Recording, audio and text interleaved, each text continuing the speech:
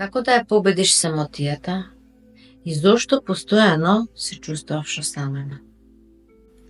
Главниот извор на чувството на самотија не доаѓа од таму дека не сме обкружени со луѓе. Главното чувство и извор на самотијата доаѓа од моментот дека сме несватени, неприфатени, неразбрани и невидени од луѓето околу нас. Често пати чувството на самотија е придружено со чувство на тага како дополнителен ефект на депресијата. Но од каде доаѓа овој образец? Ово однесување и ова чувство често пати е репетитивно и можно е да се повторува низ временската линија на нашиот живот, почнувајќи од детството. Потребата за индивидуалност е нормална, но ние како социјални битија имаме огромна потреба од некакво припаѓање, прифаќање, да сме вклучени во некаква заедница, некаде да сме видени, слушнати, почитувани, ценети. Главното чувство и главниот програм кај луѓе кои што се чувствуваат осамено е следново. Се трудам да се искажам на начин за да бидам прифатена.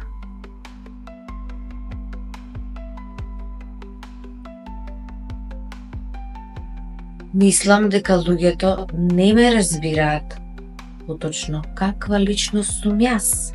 Се чувствувам неразбрана. Ова се двата главни програми кои што произведуваат во свеста чувство на самотија и повлекување. Самотијата често може да биде како механизам на справување со одредена болка. Може би во личноста што се чувствува осамено да постои огромно обвинување кон некого или огромен презир кон некоја околност, ситуација или настан. Интересно е што во self-help индустријата скоро и да не постои наслов како да помогнам на друг.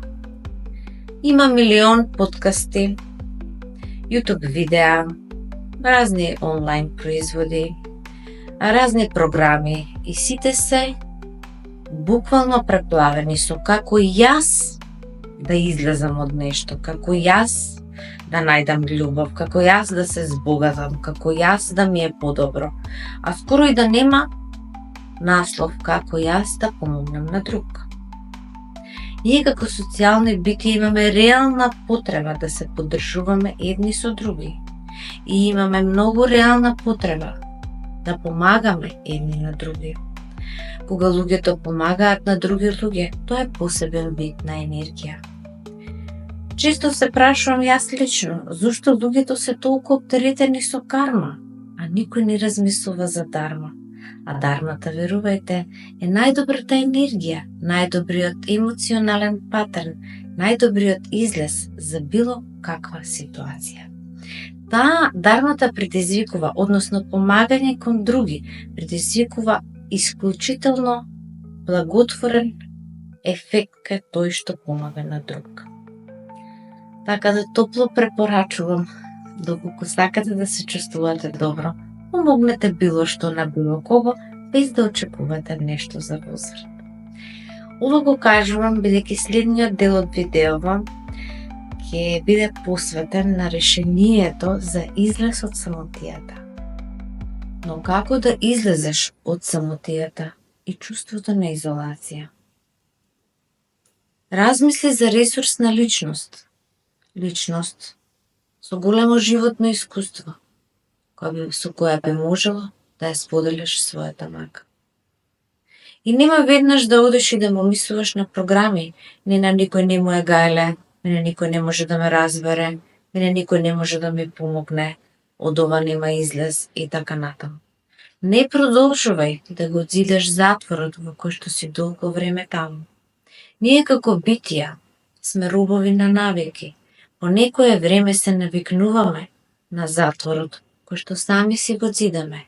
Секако дека постојат причини за тоа и не е сето тоа само наша вина, но верувајте, по некое време секој се навикнува на затворот или пекот кој што сам си го дозидал. Почнало од некаде, но надградбата е фактички на секој еден од нас дело. Често се случува толку многу да се закопаме самите себе си, да започнуваме и да си го обојуваме затворот во кој што се наоѓаме, во омилените бои. Затоа често првиот чекор е најтежок. Се случува луѓето да бараат изговори, бидејќи на вистина првиот чекор за излез од самотијата е реално тежок. Потребна е голема емоционална, ментална и енергетска сила и ангажирање на центарот за волја за да се започне процесот за излез од страдањето во кое што се наоѓаме. Единствениот предуслов за една самотија да трае е да постои присуство на изолација. Што подолго не се споделува проблемот со било кој, толку подолго ќе обстојува проблемот. Често пати ние се чувствуваме отфрлени од другите. Но сега, со следново прашање би сакала да активирам процес во секој од вас кој се чувствува самен. Прашајте се себе, не на свесно ниво, него малку подлабоко да влезе прашањето. Држи го прашањето за да се активира процес на самосвест, бидејќи процесот на самосвесност е единствениот излез од било кое страдање. И сега прашај се себе си, дали јас отфрлам некои мои блиски и значајни личности? Дали јас некогаш немам нерви да сослушам некој? Како се однесувам јас кога сум потполно обседната само со мојата тага и самотија? Дали повлекувањето во самотија личи на еден вид казна кон оние што ни значат? Држи ги малку прашањава, бидејќи би требало да активираат одредени процеси. Бидејќи некогаш реалност делува како огледало. Тоа што мислиме дека ни го прави некој друг, ние го правиме на другите и на себе си. И сега се поставува прашањето. Доколку сакам да излезам и знам дека првиот чекор е најтежок, и откако ќе го направам изборот на кого да се доверам, која ќе биде таа ресурсна личност со поголемо животно искуство, која што би можела да седи со мене во маката и да ме сослуша? Ако некој ти паѓа на памет, слободно внеси го во твојата свест и донеси еден вид одлука дека сакаш ти да го направиш првиот чекор. И сега се поставува прашањето, колку ние како личности имаме доволно алатки да може да сослушаме нечија болка без да се истрчуваме со решение. Бидејќи таа е човекова особина. Кога некој ќе ни се довери еден вид чест, значи тој сака да сподели со нас болка. Но колку ние можеме и имаме алатки виштини, тоа да го направиме правилно. Некогаш и не е потребно да го поправаме проблемот. Доволно е само да седиме со некој во маката. Ние велиме да седиш со некој во болка, да седиш во калта, да го сослушаш човекот, без обид за разрешување на ситуацијата. Бидејќи некогаш само тоа е доволно. Да, ете за една пружена пријателска другарска рака е решението за излез од нечија темнина. Што да направиме понатаму, откако ќе ја споделиме болката со некој? Споделената болка го намалува емоционалниот набој и не внесува во едно неутрално ниво, од каде што малку поразумно ги разгледаме ситуацијата во која што се наоѓаме за да излеземе од нејзе. И сега повторно ќе одиме со прашања кои што ја активираат свеста, активираат процеси. Зошто одиме постојано со прашања за активација на одредени процеси? Бидејќи верувајте, советите не помагаат. Еве колку пати вие сте прашале за нечиј совет за излез. Тоа едноставно не одговара за вас. Зошто? Затоа што секој од нас е уникатна душа. Бог не створил на начин да ни е веќе даден клучев и мудроста во нас, во нашето срце, во нашата душа. Често пати треба да навлеземе малку подлабоко во нас, за да го најдеме решението. Моментот кога ќе донесеме одлука да излеземе од таа состојба во која што сме, верувајте, патот сам се отвара. Така е подесен универзумот, да мора нештото прво од нас да почне, за да се отвори патот на разрешница. И не е потребно никој да ве спаси. Ниту мене да ме спаси, ниту да дојде некој мене да ме, како возрастна личност, да се однесува кон мене како со дете. Ние сите веќе ги имаме сите ресурси потребни за излез од било која ситуација. Единственото нешто што е потребно е промена на нашата перцепција и промена на нашата свест. Бидејќи точно светот е суров, но доколку само се гледа низ таа перцепција, не можеме да ја видиме убавината која што реално постои. Светот е направен на принцип на баланс, како и универзумот. Секоја темнина има своја светлина, секој ден има своја ноќ. И така натаму. Моментот на одлука е пресудното нешто. И секогаш првата фаза е најтешка. И сега да објаснам што следува подоцна. Откако ќе излеземе од чувството на самотија, постои веројатност повторно да не се повтори по некое време овој образец. Затоа е потребно човек да работи на себе. Потребно е да има одредени алатки и вештини.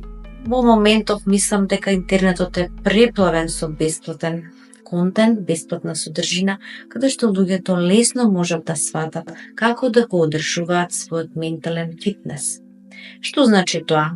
Сите се занимаваат со, да кажеме, здрава исхрана, вежбање. Гледаме дека во последно време луѓето се грижат за својот физикус, но што останува со мислите? Што останува со начинот на однесување кон себе и кон другите? Што останува со нашите емоции?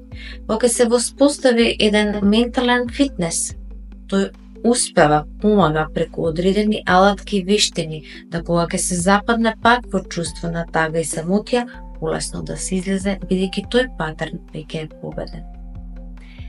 И се годиме на последниот сет на вежби, кој што мислам дека ќе развие една самосвест, кој што е практички единствениот најважен ресурс потребен за излез и подобрување на секој еден живот. И одиме со вежбата. На кој начин ти им помагаш на другите?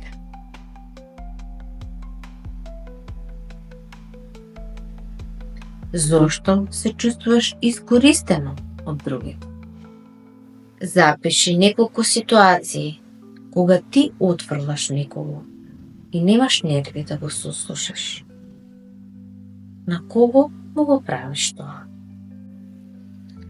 За да човек остане заглавен во еден проблем, треба да се види кој е скриениот бенефит од тој проблем. Што го држи во проблемот? Односно, кој е позитивно, сега чувство, ова е малку подлабоко. Значи, скриен бенефит е нешто подсвесно. Кога ние се повлекуваме во изолација и самотија, која е користа, велиме во наводници користа, односно, кој елемент ние го уживаме, па се повлекуваме во самотија и во време, дали е тоа време кога ние правиме што сакаме.